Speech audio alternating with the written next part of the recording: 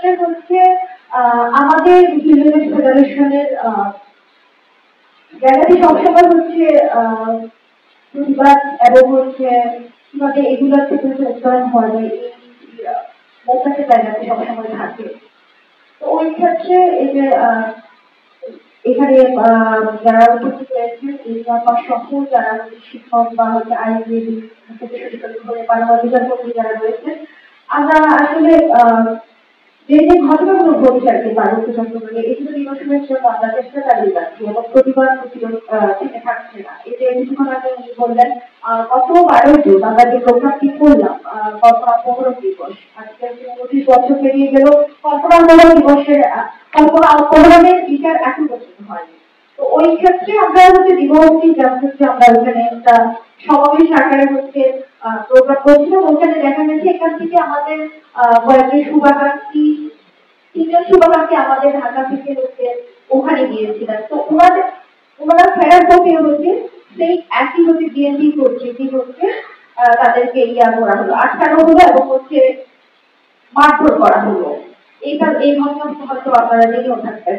তো এই বিষয়গুলো আর কি এগুলো তো প্রতিনিয়ত ঘটছে পার্বত্য চট্টগ্রামে, বিশেষ করে সেনাবাহিনী তো আছে, আর তারা যদি হচ্ছে প্রত্যক্ষভাবেও যদি করতে না পারে তাহলে সাধারণ বাঙালিদেরকে দিয়ে হচ্ছে এই ঘটনাগুলো ঘটায়। আমরা হচ্ছে যে জুলাইয়ের পরেও আমরা দেখি যে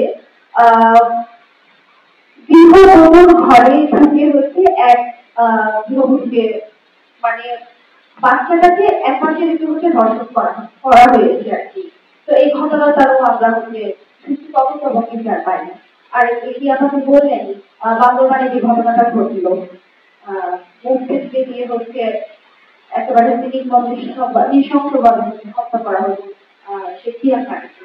আমরা এর আগেও দেখি যে 2010 সালে আমার এলাকায় সভাপতিতে একইভাবে তাদের মনে হয় হচ্ছে আপনার বাঙালিদের সাথে হচ্ছে একটা জমি বিবাদ ছিল, ওই ঘটনাকে কেন্দ্র করে মানে একদিনই এই যে বান্দরবানের এই ঘটনাটা ঘটলো ঠিক একইভাবে হচ্ছে ঝর্ণা দেওয়াকে হচ্ছে হত্যা করা হলো বাড়ি।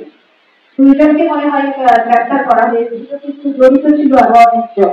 বা 2জনকে গ্রেপ্তার করে 1 মাস 2-3 মাস যাবত হচ্ছে জেলে রাখছিল, এরপরে হচ্ছে ছাড়াতে এখনো ওই অবস্থায় আছে। তো এভাবে আর কি এভাবে হচ্ছে পার্বত্য চট্টগ্রামের অবস্থা।